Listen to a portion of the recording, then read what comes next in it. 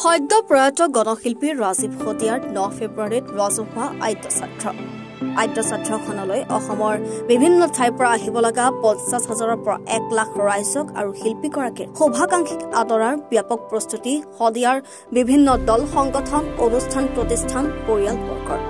শিল্পীগৰাকীৰ ৰাজহুৱা আদ্যছাত্ৰত প্ৰায় 25 খোল গায়ন বায়নেৰে মাংগলিক ৰীতি নীতিৰে সমাপন কৰিব লগতে 23টা খাদ্যৰ শিবিৰৰ ব্যৱস্থা স্মৃতিচৰণ সভাৰ বাবে এখন মঞ্চ দিহা কৰা হৈছে প্ৰায় 4,000 অতিথি বহিব পৰাকৈ মঞ্চ আৰু প্ৰয়োজনীয় বিভিন্ন শিবিৰৰ ব্যৱস্থা কৰা পৰিলক্ষিত হৈছে আদ্যছাত্ৰখনৰ কাম ইতিমধ্যে 80% শেষ হৈছে বুলি আয়োজক কমিটিয়ে জানিব দিয়ে সদ্যপ্ৰয়াত গণশিল্পী ৰাজীৱ শদিয়াৰ দেৱৰ যি আমি আদ্যছাত্ৰ আয়োজন কৰিছিলোঁ ৰাজহুৱাভাৱে সেই আদ্যছাত্ৰৰ দিন খুব ওচৰ পালেহি নিচেই ওচৰ পালেহি অহা 9 ফেব্ৰুৱাৰী তাৰিখে আমাৰ আদ্যছাত্ৰৰ দিন ধাৰ্য কৰা হৈছিল আৰু আহি আমি আমাৰ যিমানখিনি সদ্যহতে আমাৰ কাম আছিল সকলোখিনি কামেই খুঁটি নাটি প্ৰায়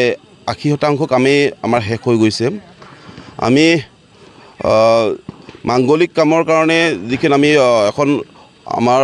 সভা আয়োজন কৰা হয় বা সভাস্থলী আমি পতা হয় তাত আমাৰ 20 জোৰাতকৈ অধিক অৰ্থাৎ আমাৰ 22ৰ পৰা 23 জোৰা গায়ন বায়নে ইয়াত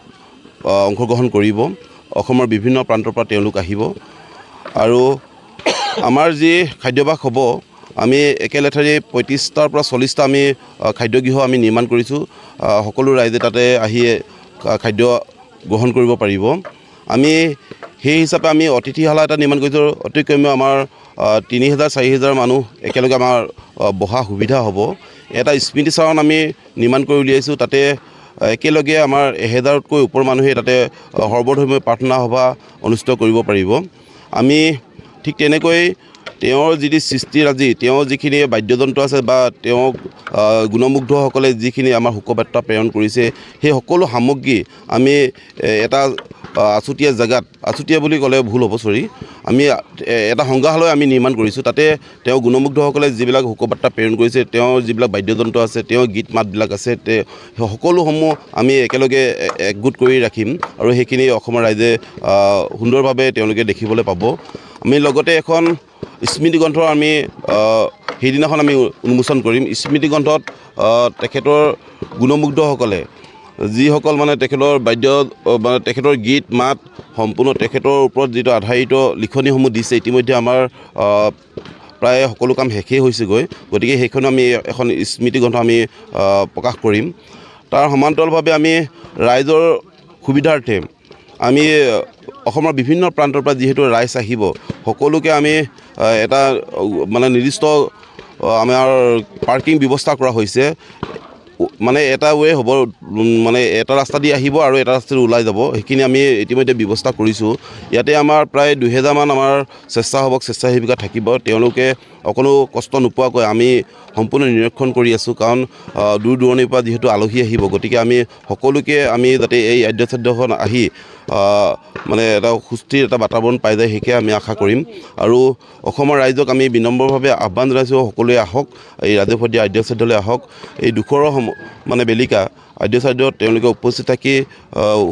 শোকসন্তপ্ত পৰিয়ালবৰ্গক এষাৰি মাত দি যাওক আৰু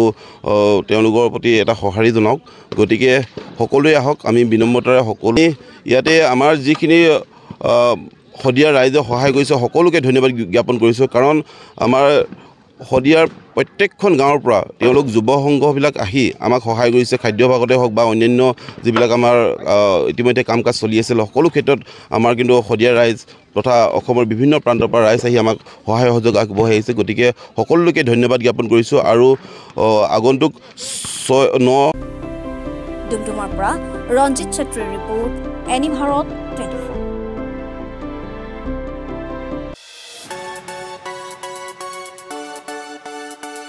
ৰঙাপাৰাবাসীৰ বাবে সুখবৰ আপুনি যদি দুচকীয়া বাহন ক্ৰয় কৰিব বিচাৰিছে তেন্তে এতিয়াৰ পৰা আৰু চিন্তাৰ কোনো প্ৰয়োজন নাই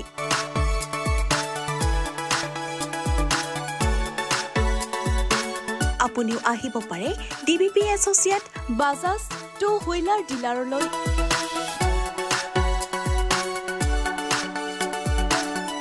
আমাৰ ঠিকনা হৈছে ৱাৰ্ড নং ৮ ঠাকুৰবাৰী ৰোড ডাকঘৰ ৰঙাপাৰা জিলা শোণিতপুৰ অসম আমাৰ যোগাযোগ নম্বৰ হৈছে 9435707133 আৰু 97079672885